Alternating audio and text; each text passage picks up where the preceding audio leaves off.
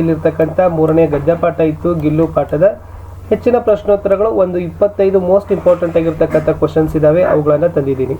ತಾವೆಲ್ಲರೂ ಕೂಡ ವಿಡಿಯೋನ ಲೈಕ್ ಮಾಡಬೇಕು, ಶೇರ್ ಮಾಡಬೇಕು ಹಾಗೂ ಸಬ್ಸ್ಕ್ರೈಬ್ ಮಾಡಲಿಕ್ಕೆ ಮರಿಬಾರ್ದು. ಆಲ್ರೆಡಿ ನಾವು SSLC ಅವರಿಗಾಗಿ ನಮ್ಮ ಯೂಟ್ಯೂಬ್ ಚಾನಲ್ನಲ್ಲಿ ಕನ್ನಡ, ಇಂಗ್ಲೀಷ್, ಹಿಂದಿ, ವಿಜ್ಞಾನ ಮತ್ತು ಸಮಾಜ ವಿಜ್ಞಾನ ಪಾಠದ ನೋಟ್ಸ್, ಕ್ವಶನ್ ಆನ್ಸರ್ಸ್ಗಳನ್ನ ಪೋಸ್ಟ್ ಮಾಡ್ತಾ ಇದ್ದೀವಿ. ಅವುಗಳ ಪ್ಲೇಲಿಸ್ಟ್ ಲಿಂಕನ್ನು ಈ ವಿಡಿಯೋದ ಡಿಸ್ಕ್ರಿಪ್ಷನ್ ಬಾಕ್ಸಲ್ಲಿ ಹಾಕಿದ್ದೀನಿ, ತಾವೆಲ್ಲರೂ ಕೂಡ ಹೋಗಿ ನೋಡಿ ಅಂತ ಹೇಳ್ತಾ ಶುರು ಮಾಡೋಣ ಗಿಲ್ಲು ಪಾಠದ ಹೆಚ್ಚಿನ ಪ್ರಶ್ನೋತ್ತರಗಳನ್ನು. ಫಸ್ಟ್ ಕ್ವಶನ್ ಇತ್ತು, ಇದು ಆಲ್ರೆಡಿ ಜೂನ್ 2015ಕ್ಕೆ ಕೇಳಿದ್ದಾರೆ. ಏನಿತ್ತಂದರೆ ಗಿಲ್ಲು ಸುರಾಹಿ ಕೆ ಪಾಸ್ ಕ್ಯೂ ಲೇಟ್ ಜಾತಾ ಥಾ ಅಂತ ಕೇಳಿದ್ದಾರೆ. उत्तर इतो गर्मी से बचने तथा लेखिका के समीप रहने के लिए गिल्ಲು ಸುರಾಹಿ ಕೆ ಪಾಸ್ ಲೇಟ್ ಜಾತಾ ಥಾ. ಅಂದರೆ ಗಿಲ್ಲು ಯಾವತ್ತೂ ಕೂಡ ಹೂಜಿ ಹತ್ರನೇ ಏಕೆ ಮಲಗಿಕೊಳ್ತಿತ್ತು ಅಂತ ಕೇಳಿದ್ದಾರೆ. ಎರಡು ಕಾರಣ ಇದ್ದಾವೆ. ಒಂದನೇದು ತಂಪಾಗಿ ಇರಲಿಕ್ಕೆ, ಬೇಸಿಗೆಯಲ್ಲಿನ ಒಂದು ಉಷ್ಣದಿಂದ ರಕ್ಷಣೆಯನ್ನು ಮಾಡಿಕೊಳ್ಳಲಿಕ್ಕೆ, ಮತ್ತು ಲೇಖಕಿಯರ ಸಮೀಪನೇ ಇರಬೇಕು ಅನ್ನೋದ್ರಿಂದ. ಯಾವುದಾದ್ರೂ ಒಂದು ವಾಕ್ಯ ಬರೆದ್ರೆ 1 ಅಂಕ ಕೇಳಿದ್ರು 1 ಅಂಕಗಳನ್ನು ಕೊಡ್ತಿದ್ರು. ಎರಡನೇ ಪ್ರಶ್ನೆ ಬಂತು, ಕಾಕ್ಪುಶುಂಡಿ ಭಿ ಕ್ಯೂ ವಿಚಿತ್ರ ಪಕ್ಷಿ ಹೇ.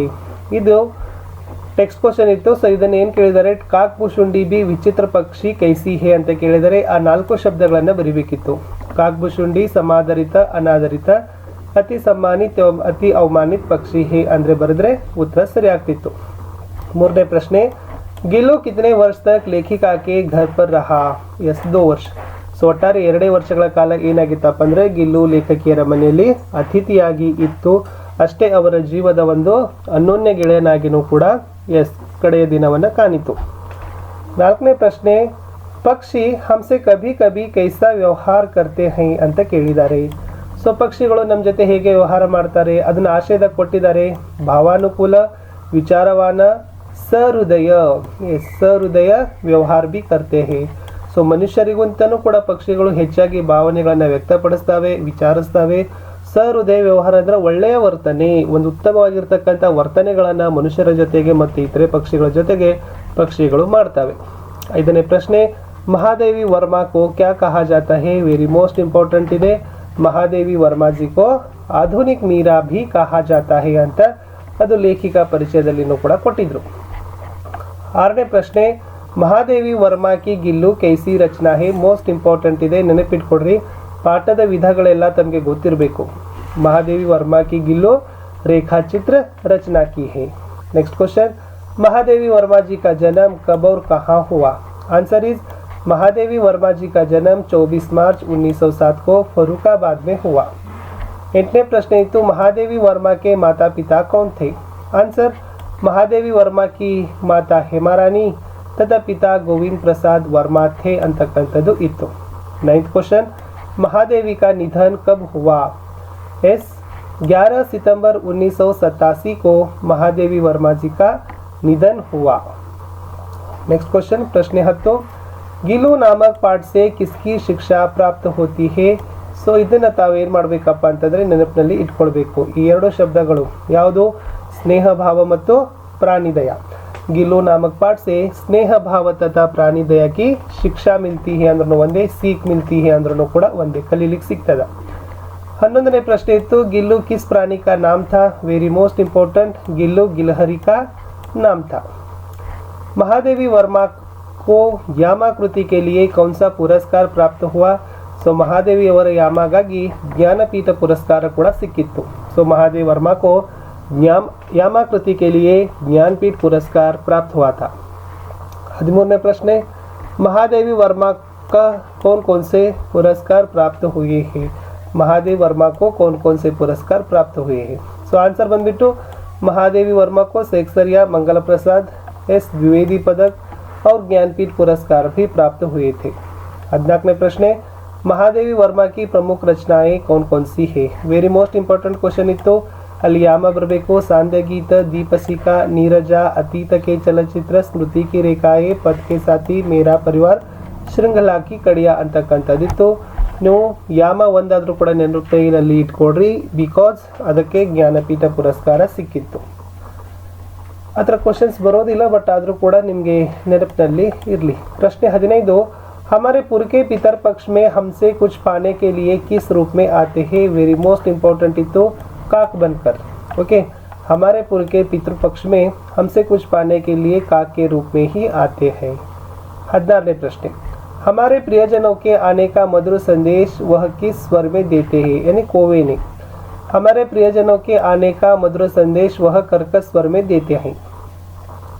17ನೇ प्रश्न, भूख लगने पर गिल्लू लेखिका को कैसे सूचना देता था। आंसर इज, भूख लगने पर गिल्लू लेखिका को चिक चिक करके सूचना देता था। 18ನೇ प्रश्न, लेखिका की अस्वस्थता के समय गिल्लू कहाँ बैठा रहता था। ವೆರಿ ಮೋಸ್ಟ್ ಇಂಪಾರ್ಟೆಂಟ್, ಇದನ್ನು ಕೇಳಿದರೆ ಸಿರಹಾನೆ ಅಂತ ನೆನಪಿಟ್ಕೊಡ್ರಿ. ಕನ್ನಡದಲ್ಲಿ ತಲೆದಿಂಬು, ಇಂಗ್ಲಿಷ್ನಲ್ಲಿ ಪಿಲ್ಲೋ ಅಂತ ಕರಿತೀವಿ. ಅಂದರೆ ಯಾವಾಗ ಲೇಖಕಿಯರು ಆಸ್ಪತ್ರೆಯಿಂದ ಮನೆಗೆ ಬರಲಿ ಬಂದು ಅದನ್ನು ಅವರು ಬಹಳಷ್ಟು ವಿಶ್ರಾಂತಿ ಸಮಯವನ್ನು ತೆಗೆದುಕೊಳ್ತಾರಲ್ಲ, ಅವಾಗ ಆ ಗಿಲ್ಲು ಏನು ಮಾಡ್ತಿತ್ತಪ್ಪ ಅಂದ್ರೆ ಲೇಖಕಿಯ ತಲೆದಿಂಬಿನ ಹತ್ರ ಕುಂತು ತನ್ನ ಚಿಕ್ಕದಾಗಿರ್ತಕ್ಕಂಥ ಕಾಲುಗಳಿಂದ ಲೇಖಕಿಯರ ಒಂದು ತಲೆ ಮೇಲೆ ಸವರ್ತಿತ್ತು ಅಂತ ಅಲ್ಲಿ ಇದೆ. लेखिका की अस्वस्थता के समय गिल्लू उनके तकिए के सिरहाने बैठा रहता था। नेक्स्ट क्वेश्चन, लेखिका ने गिल्लू के लिए घोंसला किसका बनाया और कहाँ रखा। ವೆರಿ ಇಂಪಾರ್ಟೆಂಟ್ ಇತ್ತು. ಅದಕ್ಕೆ ಒಂದು ಗೂಡನ್ನು ಎಲ್ಲಿ ಮಾಡಿದ್ರು ಮತ್ತು ಯಾವುದರಿಂದ ಮಾಡಿದ್ರು ಅಂತ ಕೇಳಿದ್ದಾರೆ. ಸೊ ಆನ್ಸರ್ इज, लेखिका ने गिल्लू के लिए घोंसला फूल रखने की एक हल्की डलिया में रुई बिछाकर बनाया और उसे तार से खिड़की पर लटका दिया था ಅಂತಕ್ಕಂಥದ್ದು ಕೂಡ ಇತ್ತು. 20th क्वेश्चन, गिल्लू पाठ में काकपुशुंडी शब्द से क्या तात्पर्य है ಅಂತ ಕೇಳಿದ್ದಾರೆ. Very important. ಇದನ್ನು ಎಷ್ಟೋ ಸರಿ ಮಿಡ್ ಟರ್ಮ್ಗೆ ಮತ್ತು ಏನು ಮಾಡಿದ್ರಪ್ಪ ಅಂದ್ರೆ ಸೀರೀಸ್ ಎಕ್ಸಾಮ್ಗೆ ಕ್ವಶನ್ ಕೇಳಿದ್ರು. ಅಂದರೆ ಕಾಕಪುಶುಂಡಿ ಶಬ್ದದ ಅರ್ಥ ಏನು ಅಂತ ಕೇಳಿದರೆ ನೀವು ಏನು ಬರಿಬೇಕಪ್ಪ ಅಂದರೆ, पुराण कथा में पक्षियों के गुरु के रूप में स्वीकार किया गया था किसे, कोवे को. ಅಂದರೆ ಕಾಗೆಯನ್ನು ಪುರಾಣ ಕಥೆಯಲ್ಲಿ ಪಕ್ಷಿಗಳ ಗುರು ಅಂತಾನೆ ಕರೆದಿದ್ರು. ಸೊ ಅದಕ್ಕೆ ಕಾಕಭೂಷುಂಡಿ ಅಂತ ಶಬ್ದವನ್ನು ಬಳಕೆ ಮಾಡಿದ್ರು.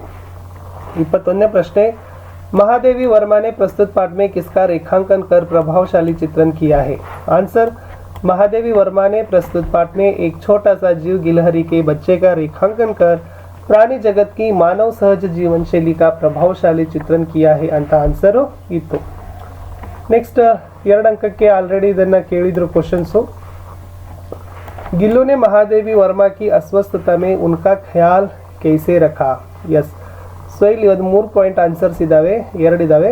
गिल्लू सिरहाने पर बैठता था, अपने नन्हे पंजों से महादेव वर्मा के सिर और बालों को हौले से सहलाता.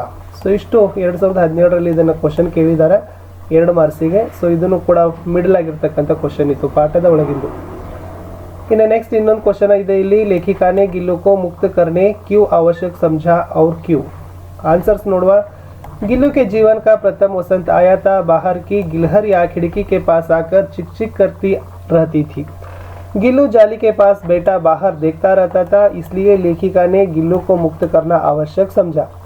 लेखिका ने खिड़की में से कीले निकालकर जाली का एक कोना खोल दिया. इस तरह गिल्लू बाहर की गिलहरियों के झुंड का नेता बना ಅಂತಕ್ಕಂಥದ್ದನ್ನು ಬರಿಬೇಕು. ಇನ್ನು ಮಹಾದೇವಿ ವರ್ಮಾ जी को क्या संतोष देता था ಅಂತ ಇದೆ. ಸೊ ಇದು ಆನ್ಸರ್ಸ್ ನೋಡ್ರಿ. सोनजूही की लता के नीचे गिल्लू की समाधि थी, उन्हें वह लता अधिक प्रिय थी. उसे छोटे शरीर को किसी वासंती दिन जूही के पीले के रूप में खिलने के विश्वास से महादेव वर्मा को संतोष मिलता था ಅಂತ ಆನ್ಸರ್ ಇತ್ತು. ಈ ವಿಡಿಯೋದ ಲಾಸ್ಟ್ ಕ್ವಶನ್ ಇದೆ, काकभूषुंडी के बारे में टिप्पणी लिखी ಅಂತ ಇದೆ. पुराण कथाओं में कौवे को पक्षियों के गुरु के रूप में स्वीकार किया गया है. एक काकभूषुंडी सभी जगह एक साथ रहते हुए समान रूप से समादरित, अनादरित, अति सम्मानित और अति अवमानित होते हैं. हमारे पुर के पितर पक्ष में कुछ पाने के लिए काक के रूप में अवतरित होते हैं. किसी के आने की सूचना अपने कर्कश स्वर में काव काव कर कर देते हैं ಅಂತಕ್ಕಂತ ಬರೆದ್ರೆ ಸೊ ಇದ್ರದ್ದು ಇಷ್ಟು ಕಂಪ್ಲೀಟ್ ಆಯಿತು. ಇಷ್ಟು ನಾನು ಗಿಲ್ಲು ಪಾಠದಲ್ಲಿ ಏನು ಮಾಡಿದ್ದೀನಿ ಅಂತಂದರೆ ನಿಮಗೆ ಎಕ್ಸಾಮ್ ಪರ್ಪಸ್ ಆಗಿ ಯಾವೆಲ್ಲ ಕೇಳಿದ್ರು ಮತ್ತು ಯಾವೆಲ್ಲ ಕ್ವಶನ್ಸ್ ನೆನಪಿಟ್ಕೊಳ್ಬೇಕು ಅನ್ನೋದನ್ನು ಕೊಟ್ಟಿದ್ದೀನಿ. ಸೊ ನಾನು ನಿಮಗೆ ಮತ್ತೆ ಅಭಿನವ ಮನುಷ್ಯ ಪದ್ಯದ ಕನ್ನಡದ ಸಾರಾಂಶದ ವಿಡಿಯೋದೊಂದಿಗೆ ಸಿಗ್ತೀನಿ. ನಿಮ್ಮೆಲ್ಲರ ಲೈಕ್ಗಳನ್ನು ಶೇರ್ಗಳನ್ನು ಹೆಚ್ಚೆಚ್ಚು ನಾನು ಅಪೇಕ್ಷೆಗಳನ್ನು ಮಾಡ್ತೀನಿ ಅಂತ ಹೇಳ್ತಾ, ನಮ್ಮ ಕನ್ನಡ, ಇಂಗ್ಲೀಷ್, ಹಿಂದಿ, ವಿಜ್ಞಾನ, ಸಮಾಜ ವಿಜ್ಞಾನದ